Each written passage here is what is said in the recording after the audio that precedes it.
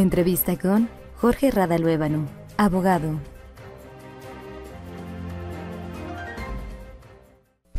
Gracias por continuar con nosotros aquí en Informativo NTR. Como ya bien escuchó, está con nosotros el abogado Jorge Rada Luébano para platicar sobre dos amparos que ya hay, dos solicitudes de amparo para que no se construya lo que le han llamado ya el viaducto elevado o segundo piso del bulevar, dado que consideran que los recursos destinados a no tienen un beneficio social y que podrían ser invertidos en cuestiones sociales o de mayor impacto, como es el subsanar los adeudos con los jubilados y pensionados del ISTESAC.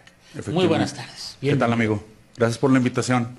Adelante, ahí está. El primer tema es este asunto, los amparos. Sí. ¿Cuál es la base para promoverlos? A ver, es un amparo colectivo de personas que forman parte del Instituto, jubilados y pensionados. Este amparo tiene como base legal la garantía del principio de vinculación del gasto público. Es un principio constitucional que obliga a las autoridades, tanto del Poder Ejecutivo como del Poder Legislativo, a que el gasto público, a que los recursos públicos del Estado se direccionen principalmente a necesidades básicas. En este caso existen compromisos o obligaciones judiciales derivado de miles de demandas de juicios de amparo en los cuales ya no existe el debate si tienen derecho o no al aguinaldo, porque eso ya se resolvió que sí tienen derecho. Entonces ahorita estamos en el tema de ejecución de las sentencias y existe... varias ganadas. Todas. O sea, no se ha perdido ninguna, Saúl, ninguna. Entonces ahorita estamos en la etapa de ejecución de las sentencias. Y esa garantía constitucional que me refiero, que es el principio de vinculación del gasto público, que seguramente ha de conocer todos los funcionarios, o espero que conozcan todos los funcionarios de gobierno, principalmente el director del ISTESAC y el secretario de Finanzas, en los cuales saben perfectamente que ese recurso se debe destinar principalmente para necesidades básicas. En Zacatecas existen deficiencias en diversos ámbitos, en materia de seguridad, de salud, de educación, pero yo, como representante legal de miles de jubilados y pensionados, lo que atañe es que se cumplan las obligaciones derivadas de esos juicios que ya se ganaron y están en una etapa de pagos, totalmente. Ahora, ¿hacia dónde están encaminados? Esto implicaría también reformar la ley de egresos del Estado de Zacatecas en caso de lograrse los amparos. Sí, efectivamente, pues vamos a ver cómo se debate constitucionalmente ante el juez este planteamiento. Nosotros consideramos que el hecho de que todos los funcionarios de gobierno van y presentan un informe a los diputados, siempre, para que conozcan los diputados cómo está la administración pública en diversos sentidos, incluso el tema financiero. Bueno, pues ha habido varias ocasiones en las cuales las autoridades del ISTESAC han mencionado supuestamente que existe una crisis de recursos en ISTESAC. Los diputados saben de esos números, ¿no? Actualmente existe un adeudo de 325 millones de pesos únicamente del aguinaldo 2021 y 2022. Ese adeudo mediante juicios, y de los cuales los diputados, inexplicablemente, incluso los de la oposición, PRI, PAN, que quede muy claro, aprobaron un presupuesto de una obra que se habla que va a detonar económicamente el Estado. Nosotros no dudamos ni estamos en contra del desarrollo económico del Estado, ¿verdad? Pero creemos que primero que eso están las obligaciones judiciales que derivaron de unos juicios derivado del ISTESAC. Y eso va a repercutir en que probablemente el juez, si es como nosotros lo planteamos, reformen el presupuesto y asignen una partida extraordinaria específica para el saneamiento del instituto.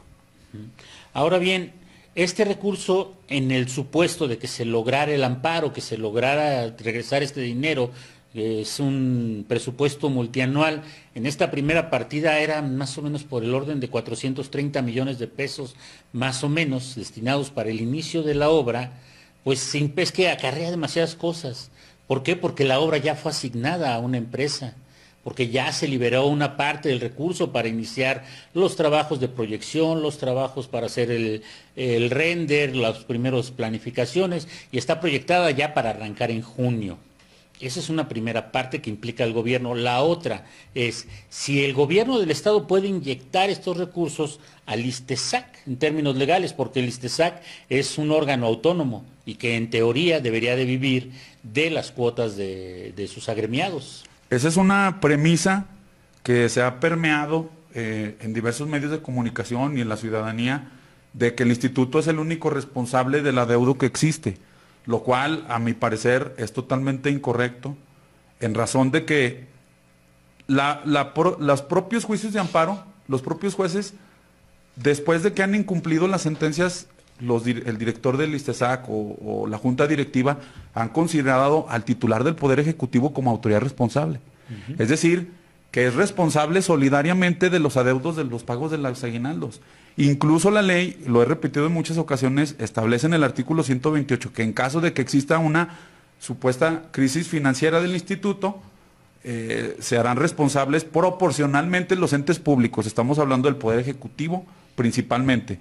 Entonces, creo que existe una base legal constitucional en la cual ya debe de subsanarse todos estos adeudos.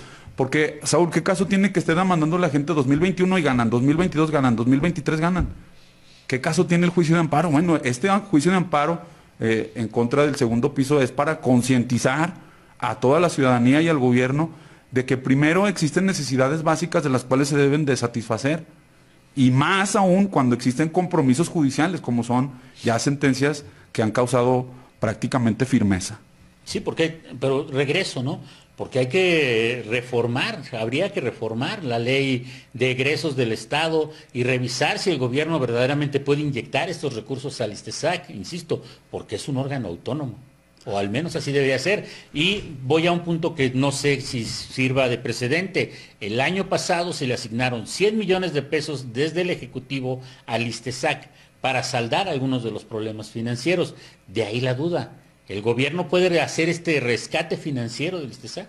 El gobierno debe hacer una reestructuración o una asignación de presupuesto, una partida específica para lo del ISTESAC, porque si bien es cierto puede existir esa percepción de que sea un órgano autónomo, no lo es, porque recordemos que todos los trabajadores o extrabajadores, jubilados y pensionados, formaron parte de la administración pública estatal. Es decir, son extrabajadores que tenían una relación laboral con el gobierno del Estado. Entonces, existe indudablemente una responsabilidad proporcional, solidaria con estos adeudos, y al final del día, aunque el instituto probablemente que no lo ha existido, argumente que existe una crisis financiera, que primero se tiene que dar esa determinación por parte de una autoridad competente. No lo existe ahora, la crisis financiera, te lo digo totalmente. Sí. Los jueces han señalado en todos estos juicios al titular del Poder Ejecutivo como autoridad responsable. Los mismos jueces, o sea, nosotros no, los jueces. Entonces los jueces han involucrado ya en este adeudo al Poder Ejecutivo, y de eso lo conocen perfectamente las autoridades. ¿Cuándo podemos esperar que haya una resolución por parte del juez al respecto de estas promociones? Bueno, ahorita el juez ya señaló fecha para la audiencia constitucional. En esa audiencia constitucional las autoridades responsables van a rendir los informes justificados, y creo que pues a partir de esa fecha podremos tener algo más que comentarle a tu público. ¿Cuándo es la fecha? El 24 de marzo, si no mal recuerdo, 19 o 24 de marzo es la audiencia constitucional. ¿Qué se va a analizar ahí? O sea, si está justificada la obra, si tiene un beneficio social. Se va a analizar el hecho de que los diputados no hayan omitido una asignación específica para el tema del ISTESAC, y que hayan designado alrededor de 4,000 millones de pesos para una obra que probablemente no tiene un detonante económico, y que al asignarle esos recursos, pues omitieron asignarle una partida específica a ISTESAC. Ese es el punto medular, y que se violó la garantía del principio de vinculación del gasto público. Es decir, el gasto público tiene que direccionarse a necesidades básicas primordialmente. ¿Analizaron solo el caso del bulevar o hay alguna otra parte del presupuesto que podría entrar en este supuesto legal? Eso ya va a ser competencia totalmente del juez, el hecho de que considere si se pueden tomar recursos de una área específica, o también en el caso de que resuelva para efectos de que el Congreso reforme nuevamente el presupuesto, los diputados tendrán esa obligación de ver de dónde sacan ese dinero, ¿no? Ese presupuesto.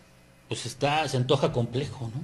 Sí, se antoja complejo, pero creo que estos problemas sociales deben de llevarse a ese plano, porque no simplemente creo que con protestas o con la indignación de la gente es suficiente, no, creo que estamos en una coyuntura social, política, en la cual se debe de judicializar estas determinaciones del Poder Ejecutivo, porque no podemos los ciudadanos estar sometidos a una decisión arbitraria del ejercicio del presupuesto en Zacatecas. Y para más o menos redondear el asunto, ¿cuál es la diferencia entre el primer amparo y el segundo amparo? A ver, nada más es un amparo, que quede eso muy claro, es un amparo en el que participó un grupo de personas voluntarias de jubilados y pensionados, y los cuales ellos tienen el interés jurídico necesario o el requisito indispensable para poder reclamar una asignación ilegal o indebida del presupuesto. No cualquiera puede hacer esto, eso que quede muy claro, ¿no? También aquí hay que aclarar, ¿no? O sea, no es una cuestión ilegal, es una cuestión que consideran indebida. Es una consideración constitucional, porque consideramos que se está violando una garantía del principio de vinculación del proceso. Entonces hay una violación directa a la Constitución, y eso es un tema competente del juez de distrito. Pues agradezco mucho tu presencia aquí. Gracias, en Informativo NTR. Estaremos en contacto para ver cómo avanza esto. Claro que sí, con todo gusto. Se complica ahí la situación. Muchas gracias, Gracias, abogado. Gracias.